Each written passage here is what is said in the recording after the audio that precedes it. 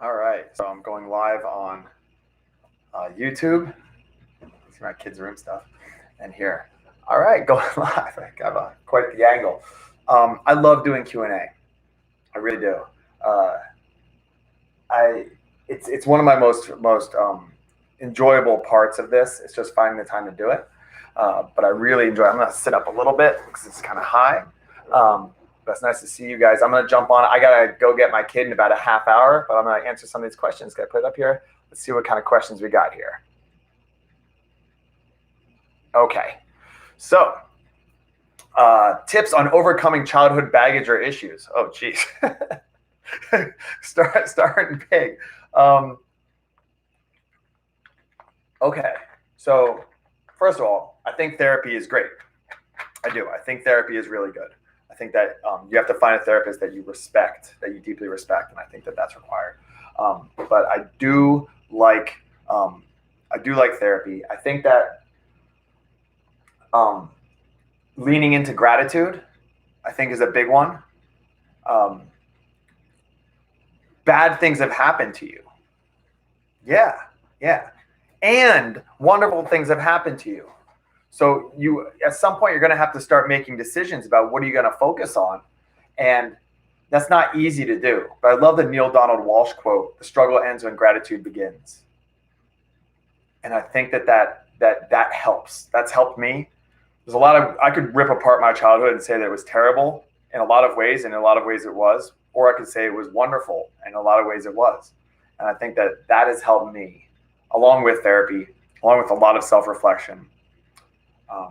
And a lot of grace for yourself for the ways that you kind of screwed up and things like that. It's a heavy question, but I like it.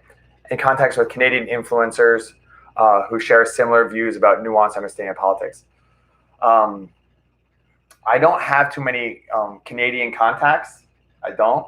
I guess there's a couple, but Jordan Peterson's Canadian. He's not a contact of mine, but I think he's very aligned with the stuff that I'm trying to do. Here we go. Let's see what else we got here.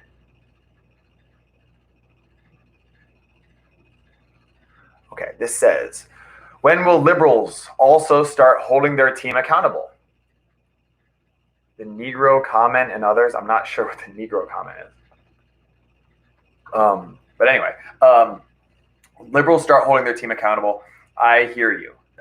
That is why I think that's what started the intellectual dark web. I think that's why I'm more critical of the left, is I see that as the progressives. I think of myself more as a progressive, so I think that's probably why.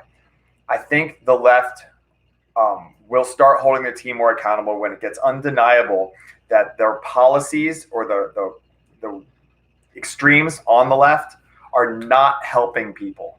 When it starts hurting people, when wokeness starts hurting marginalized communities, which I think it has. I think you just have to present it that way. But when that starts happening, when climate change, policies start leading to poor people freezing to death, that will tap into, I hope it'll tap into what the left is supposed to be, which is a voice for the marginalized, a voice for the voiceless, supposed to be representing the working class, working the people who don't have societal power. And once that gets undeniable, that those without a powerful voice are being hurt, I hope that the people who are more naturally leaning on the left will speak out. That's the aim, I would say.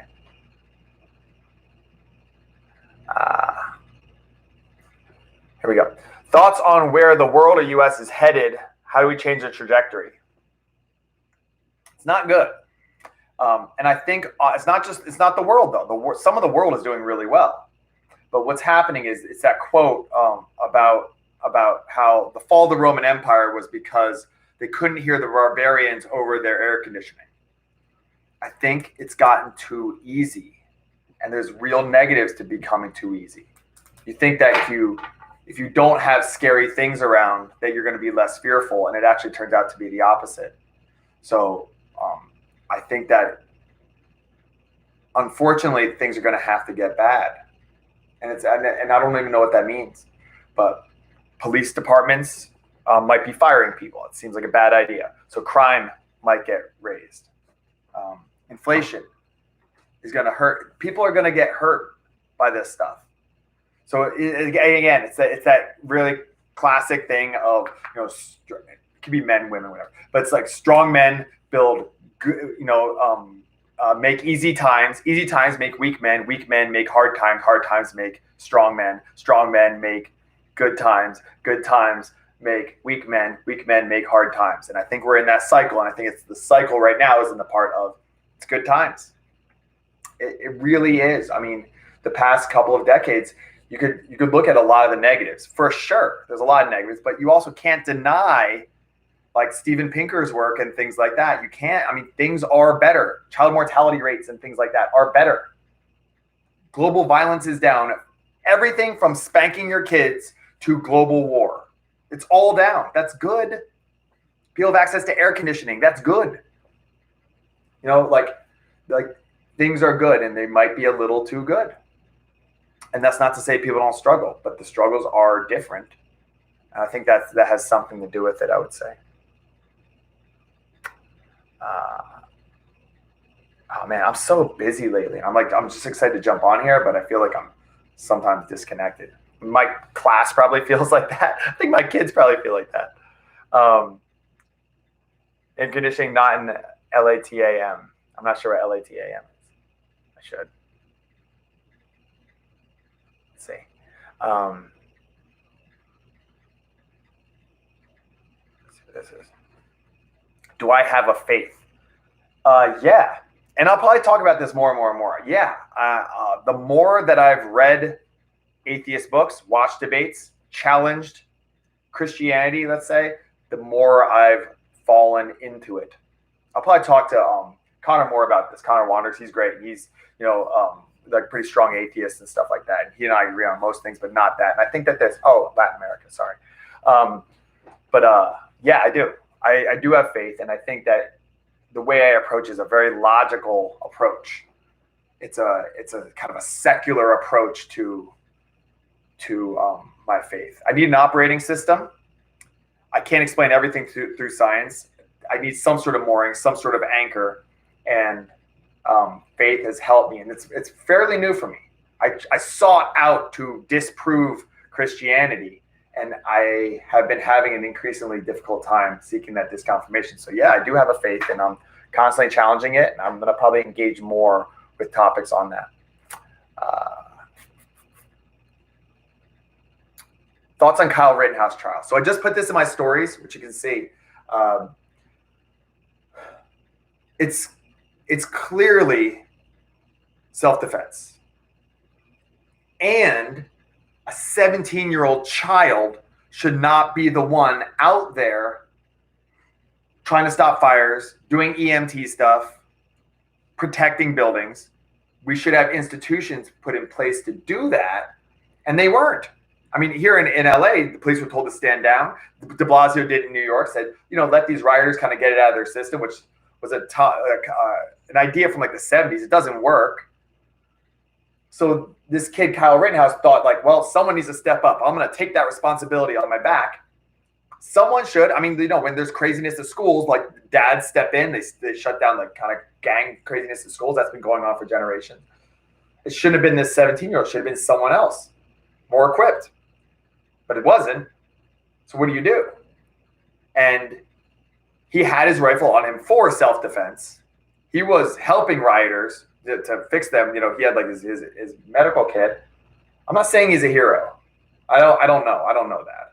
But he was there, and then he was running away from people trying to attack him, grab his gun and stuff like that. So trying to defend property, because the police weren't there to do it. And the people who might have been there might not have been able to defend it because they didn't have a gun or something like that. So defending property, and then running away, and then being attacked. And we watch people get attacked. I put in my stories like these horrible attacks of people who didn't have guns. That's why we have the Second Amendment as the great equalizer, so you don't have to be physically strong. It's avoidable if our institutions do their job of protecting people's property and things like that, but they're not for a bunch of reasons. I'm not blaming the police department. I'm blaming the bureaucracy that has stopped them from doing it, and the way that training is going down and stuff like that. There's a lot of things that are failing, so people are going to step up, and they're not going to be equipped. The 17-year-old, I teach 17-year-olds. They should not be the ones. Hey, Victoria. They should not be the ones doing this stuff. But I feel bad for the kid. Yeah, so maybe he did make a bad decision. But jeez, he's a kid, guys. What is going on? Like, the lack of empathy that you have for people that aren't on your side is really gross. I don't like it. I don't like it. I had gang members in my classes who did really bad things. Really bad things. But they're a product of their environment too. And it's not excusing their disgusting behavior, but I feel bad for kids who do bad things.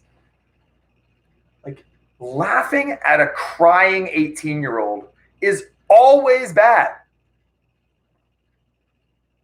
We can't do that.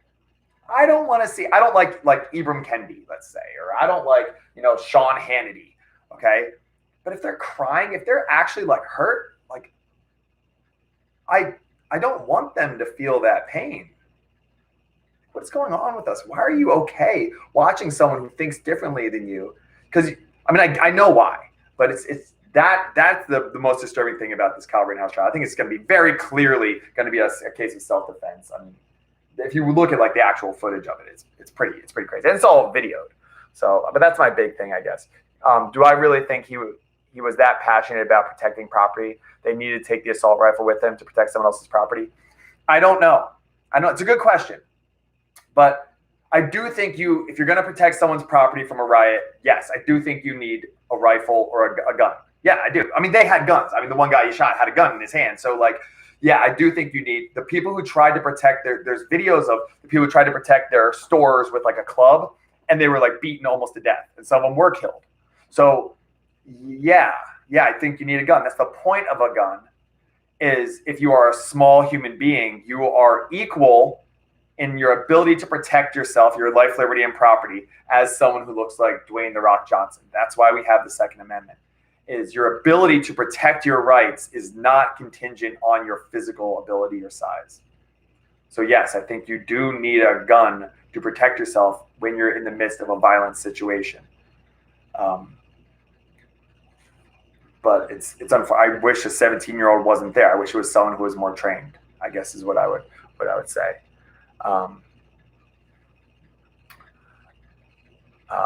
Hey, what's going on? Better Call Daddy podcast. Love what you're doing. This might be dead if he didn't have that rifle. Yes. Okay. So he probably would have been dead if he didn't have the rifle. I think that, and we've seen that, many, many times. Unfortunately, and this is all not ideal. Views on Rittenhouse is another one here. What's this one? Let's see. I got like 15, 20 more minutes. What are your thoughts on the Kyle Rittenhouse trial? Oops, just did that one. Sorry. Let me do another one. What are the most important books you recommend?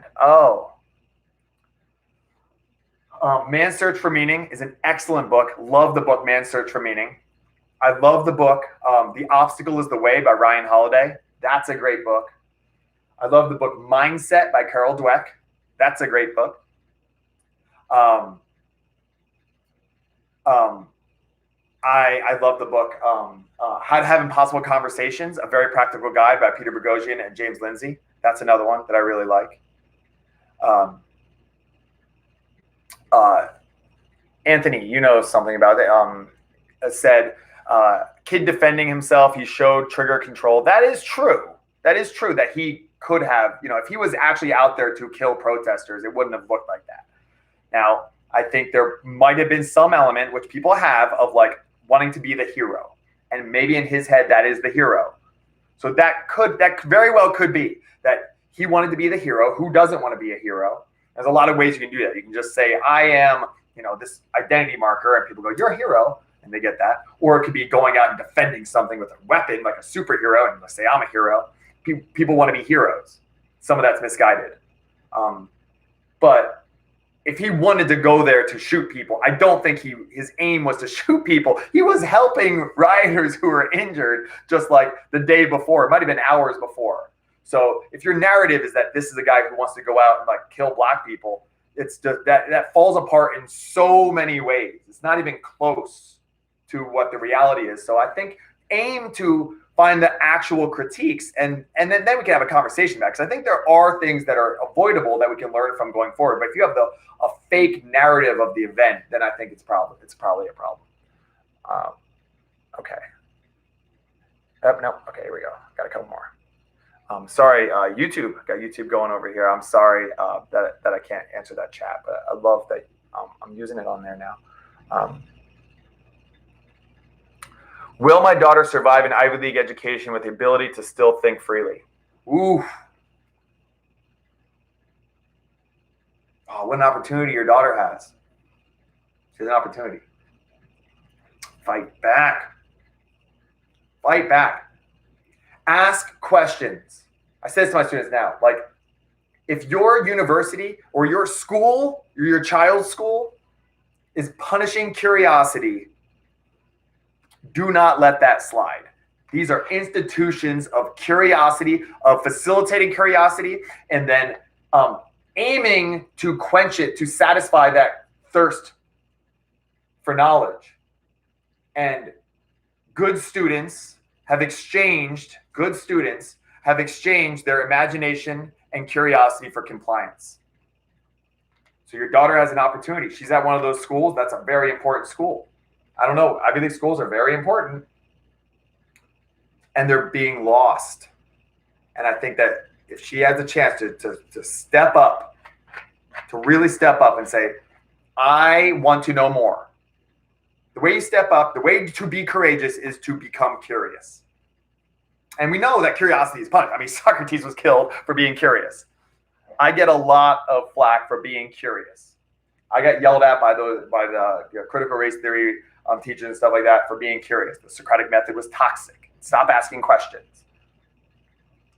No, I'm not going to stop asking questions, guys. And that's what I would say to your daughters. Get very, very curious. Where's the data to show that this approach is good? What about this? Get really knowledgeable, know your books, know your background, and challenge them. Not this, I don't teach like sage on the stage. Like I'm doing Q&A. I don't know. You're coming along for the ride to kind of, hopefully I'm going to get you thinking. Not like, oh, Will has all the answers. No, I don't have any answers. I don't know. But I think that's what resonates with you guys over this stuff. It's like, all right, well, let's see where your mind's going. And I might be wrong. I'm probably wrong in a lot of things. But at least I'm thinking. At least I'm curious. And I would say the same thing for your daughters. Stay curious, my friend. Stay curious. Don't let them rip that out of you, because then it's not education anymore. How do you handle being a teacher that is free thinker in an environment of groupthink? I am very lucky to be at a rare institution where it's allowed. But so I've said this before. I don't get poison ivy. So I don't get poison ivy. So I could grab poison ivy and my kid's teddy bear. I get poison ivy and rub it on my face, and it doesn't happen. So in that way, because of my wife being awesome and being kind of a sugar mama, and because of me being at a very specific religious private school that is very interested in open debate and things like that, open discourse, I am able to do these things and challenge things and have a lot of people in my field, a lot of blue check mark, influencer teachers don't like me. National Teachers of the Year, a lot of them don't like me. I don't care. I believe in what I'm doing. My students like me a lot. Their families tend to like me because they understand the importance of a good education. But I'm not necessarily more courageous, is what I'm saying. I'm in a unique position. Like I don't get poison ivy. I'd be very hard to cancel. So that gives me the ability to speak out and represent a lot of my friends who are very legitimately scared that they'll lose their job if they would say even a fraction of what I do.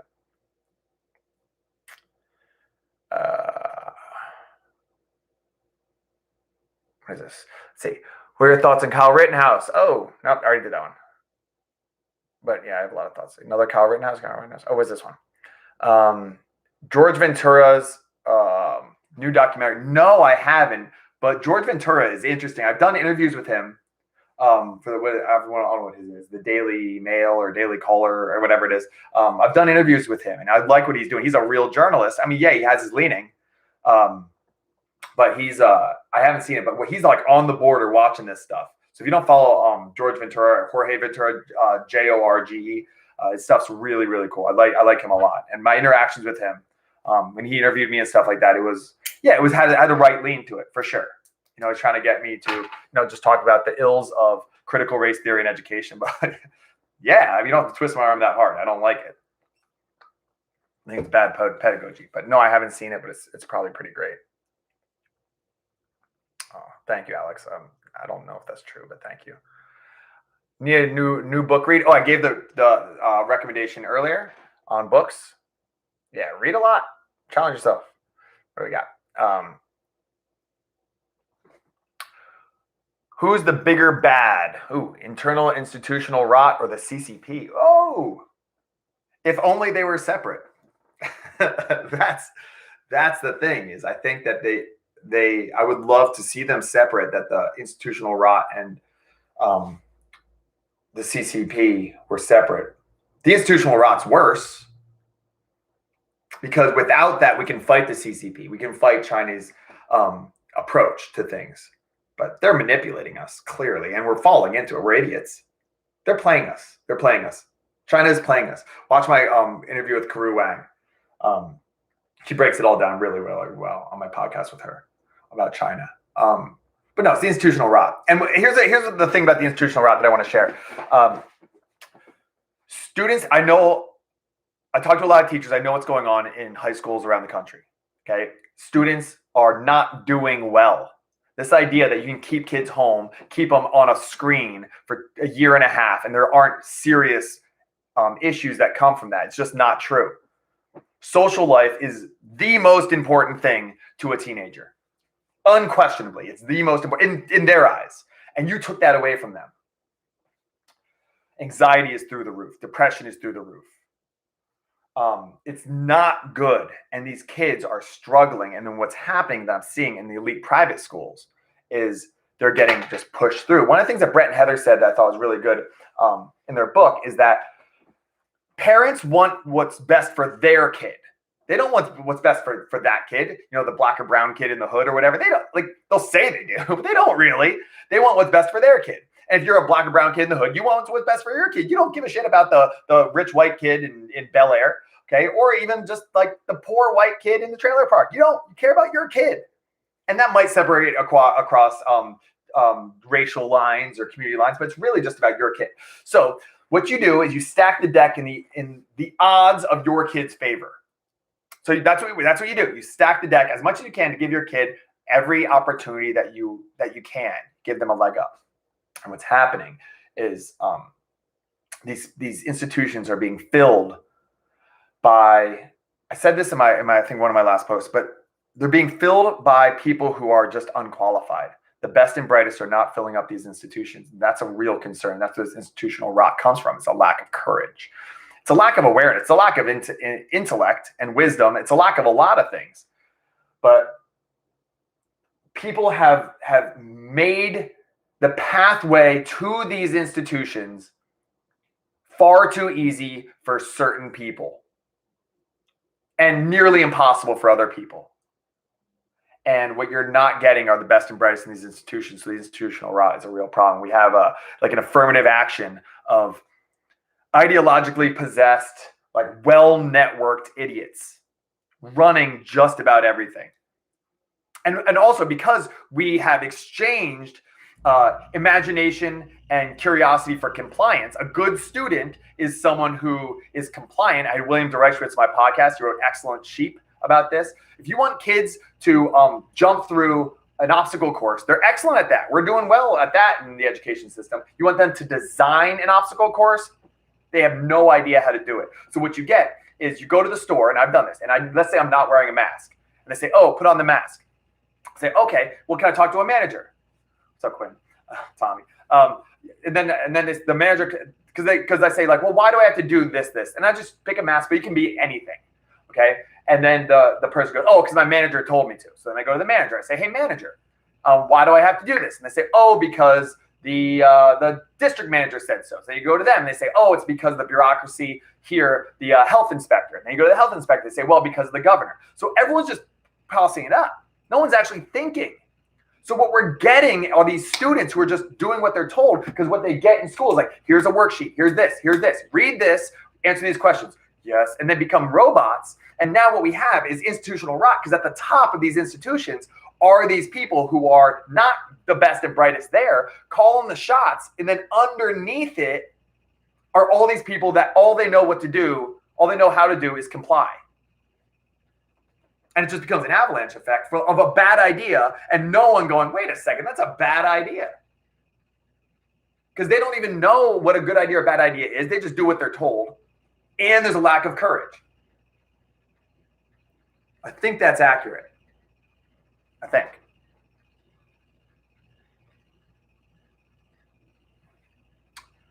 Do I think you'd run into the line of fire if he'll break loose where you were? Do you think you'd run into the line of fire if he'll break loose where you were? I'm not sure what that, I'm sorry, I'm not sure what that question means. See, I got other questions. I got to get out of here in like 10 minutes. Let's see. Thoughts on entrepreneurs and libertarians saying that public education is not necessary or useful? Okay, well, until you get up with something better, it's like, yeah, so this idea, I talked about it a little bit yesterday. It's like with like Ben Shapiro or someone like that. It's like, well, the family should take care of their kids, or, well, you should, focus on your education, and you should be the one teaching your kids. And it's like, yeah, well, should? So now you libertarians and entrepreneurs and conservatives, you're playing the should game with human nature. That's the problem with the woke people. It's the same thing. It's like people should just do the right thing. People should just, care about the climate change. People should just donate to, but they're not. So stop playing in this should game.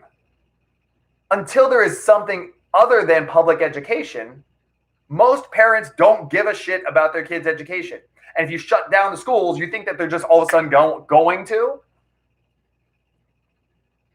Like they'll just make the right decisions? I mean, look, it's a similar argument for banning abortion. I don't know where I stand on the abortion issue. I really don't. It's quite complicated. But to say that if you ban abortion, then people will go, who would normally get the abortion, go, you know what? I'm going to step up and do the right thing and be a good parent. I don't think that's supported by any kind of like legitimate data to show that that's what people do. They might have the kid. Are they good parents then? I mean, in Freakonomics, they actually say quite the opposite. They become bad parents. Those are more likely to become criminals. So to think that if you ban something or you get rid of something, then people will just become more responsible. People don't know how to be responsible. That's part of my job, I think, and job of the education system is to teach responsibility and to teach grit. But they're not. So we need to. So until we do, yes, we need public education. I don't know how to do it good. I don't know how to scale good education. It's the conversation I had with Hollis Robbins. I don't know how to do it. I can teach well. I can teach. You put a class in front of me, I can teach a lot of things very well. I don't know how I can scale that though. I can teach okay. Like what I'm doing on social media, I could teach you some stuff on social media. Not like I can in person. In person, I'm pretty damn good. I've been doing it for 15 years. I have a pretty good track record. Okay?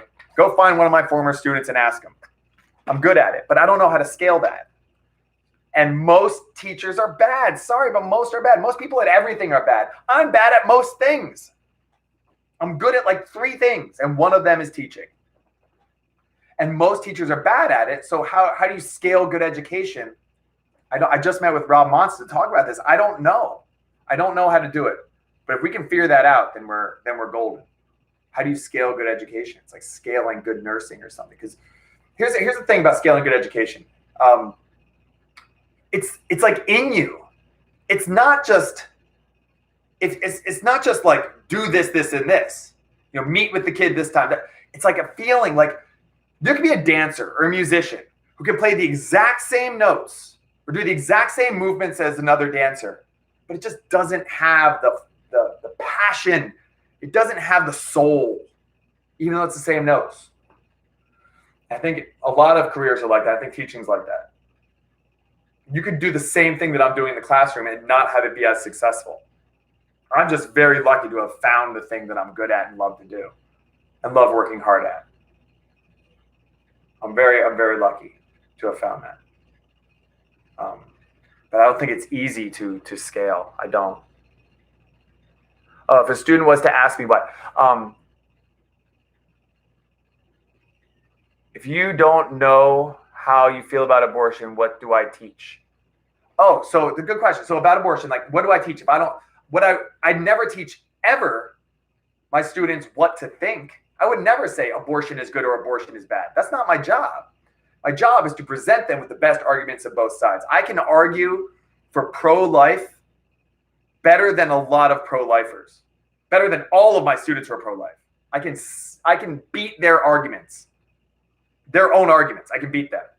And I can argue really well for pro-choice. So I think what I try to show them is that there are very valid arguments on both. I'll try to present both well, and then you make up your mind. And then when you make up your mind, I'm going to shoot it down and say, yep, see, here are the problems with it. Doesn't matter which side it falls. I want them to be frustrated and thinking and chewing on this so that we can find some common ground. So I would never teach them this is what is moral, because morality is very complex.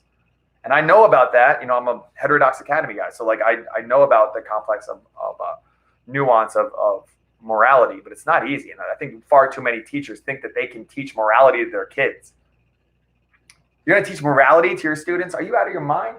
Like, you know how to be really moral? I try. I studied this stuff a lot.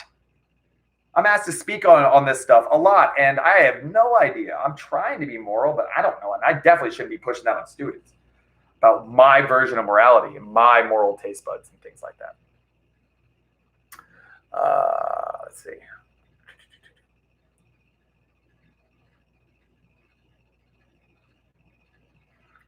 All right, so Quentin Quarantino, who I have my disagreements with, but seems like a good guy. The stuff he's doing is actually really cool with his platform.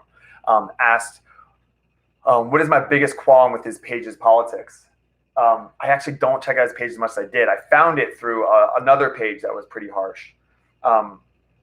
So I can't answer that, Tommy, like very well. I think that a lot of the left-wing or right-wing pages don't make an attempt to steel man the other side, to find common ground with the other side, to hold an equal standard for the behavior of the ones on their team and the ones that aren't. So what I like is when you call out your side when they make bad decisions, and when you call out the other side when they make good decisions. So I don't know if Quentin Quarantino does that a lot. That's very cool. That it's a big platform, but the more that they do that, I think the better. So we're not as polarized. We're not as us versus them. The us versus them thing, I don't like it. I think it's very dangerous. I also don't think it's true. I think we need progressives. We need progressives to drive these ideas forward. We need exploration, and we need a lot of the best ideas were progressive, but we had to work it out. We had to work out the kinks first, and that's the job of the conservatives. They're like, hold on. Let's see. You can't just go no speed bumps, because then really bad ideas will be pushed through, and that's going to lead to hurting people. So you need both. So the idea that it's us versus them is just the wrong approach. And I'm not saying that Quentin Quarantino is doing this. I'm saying that this is just the wrong approach for a lot of any politicized sites. And what we need to do is say, hey, I need you. Where are my ideas bad? And you don't want to say that because you don't want to be proven wrong, but it's actually really beneficial. That's what I want. I want where are my ideas bad, because I don't want bad ideas. Why would I want all the bad ideas? But Tommy at Quentin Quarantino, what you're doing with your platform is really, really awesome. And I think I've told you I misjudged it before. So props to what you're doing, man. I got time for a couple more, and then I gotta go pick up my boys. All right, what do we got here? It's from Alex. How do you believe we can best solve wealth inequality? Okay. Wealth inequality, homelessness, poverty. Okay. So it's innovation is a big one. Okay. We're going to solve poverty because we're way richer than anyone was 200 years ago. Okay. And like I have family in the Philippines, like poor areas of the Philippines. if you take someone from like Antique, which is like a small like province in the Philippines that I have family from, and you bring them here, you drop down Los Angeles. Even a poor person in Los Angeles is rich compared to these people in the Philippines who don't have access to running water, who have dirt on their floors. Even poor people, they have access to running water. They have internet usually. I mean, even if you're talking about homeless people, they have access. If a homeless person gets stabbed, they go to the emergency room and they get fixed. They don't have that in the Philippines. So that person would say, everyone here is rich. So if you can scale, even in geographically in the world, this person goes from being, from where they are to here, everyone is rich here, like in Los Angeles, which is not true, but it also is true. Depends on how big the scale goes, how macro it gets. But then why can't we scale that up again and again and again and again? And I think we can. So I think that's a big way is to innovate. But then we need innovators. And too many young people, my students, want to get into finance. They don't want to innovate. They don't want to do what Andrew Yang said, which is smart people should make things. But that's what we need to do. So what it's going to come down to is also a very Jordan Peterson thing, which is step up. All of you watching this, myself, we could all do more to contribute. And once we get back that community element of looking at homeless people as actually your problem before it becomes your problem, because it will, then I think we can do better. But maybe it's going to have to become our problem first. It might. I don't know. Let's see. I can do 3 more minutes.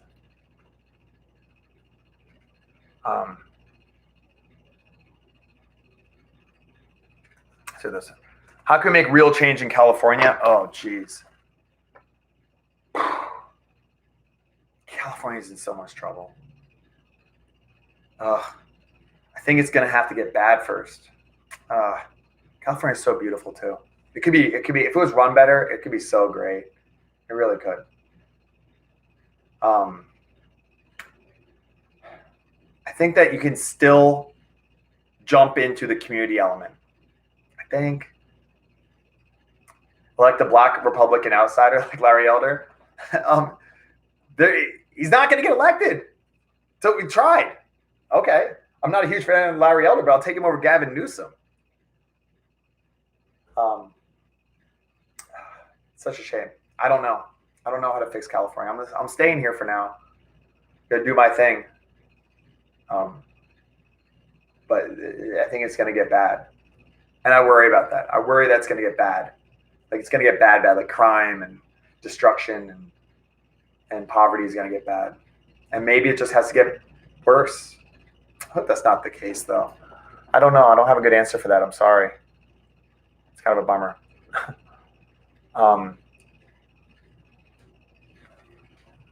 How to motivate apathetic kids and how to teach grit and resilience. Okay, this is a great one. And I can end with this one. This is a great one. Okay, so I love the phrase, read what you like until you like to read, okay? So kids are not lazy. That's way too simple. Kids don't have a bad attention span because they'll binge watch stuff. So it's not that. It's not that they're lazy. It's that they need to go, like you say here, they need resilience. They need grit. They need to push through the hardship. And it's gradual exposure therapy. You start them with something small, but helping them to find something that they like. If they like building Legos. Building Legos takes grit. You start them to develop grit in something that they enjoy. And then once you have that connection, then you can apply it to something else. We read a lot of books to our kids, by our little kids. There's one called Dex. It's like about this dog that wants to be a superhero. It's really good. Mikey and the Dragons, Jocko's book, really good about building grit and going after and attacking your fears and things like that. Apathetic kids need some struggle. And the best way that you can give them that struggle is a struggle that they enjoy trying to find it. If you can't find that, you got to get them out of their element. I have a kid who's my oldest was a picky eater. He's about 4 years old. And he was a really picky eater. I was a really picky eater when I was a kid. And, the Benjamin Franklin quote is hunger never saw bad bread. So what I did, it's good parent or not, Child Protective Services, I said, okay, well then don't eat. And he didn't eat. We gave him water and he didn't eat for almost 24 hours or so. He didn't eat. He's really hungry. But I said, you don't eat until you eat this chicken. Now what happened was he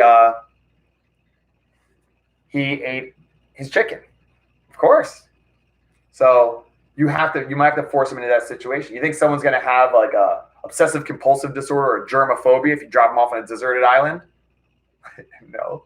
So I think you have to maybe do something like that, and it might be harsh, but you can do all of this stuff, all this harshness or tough love.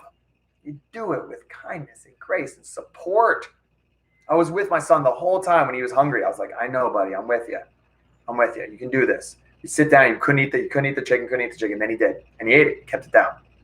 But you're with them. That's what me as a teacher I should be here for. Is you guide people. It's teach a man to fish or give a man a fish. You don't just say figure it out, which is what a lot of people are saying now. And I don't like that. That's what you need teachers in there for, is to teach people how to fish. So I think that's it. I got to go pick up my kid. I really appreciate you guys. This is really cool. YouTube, goodbye.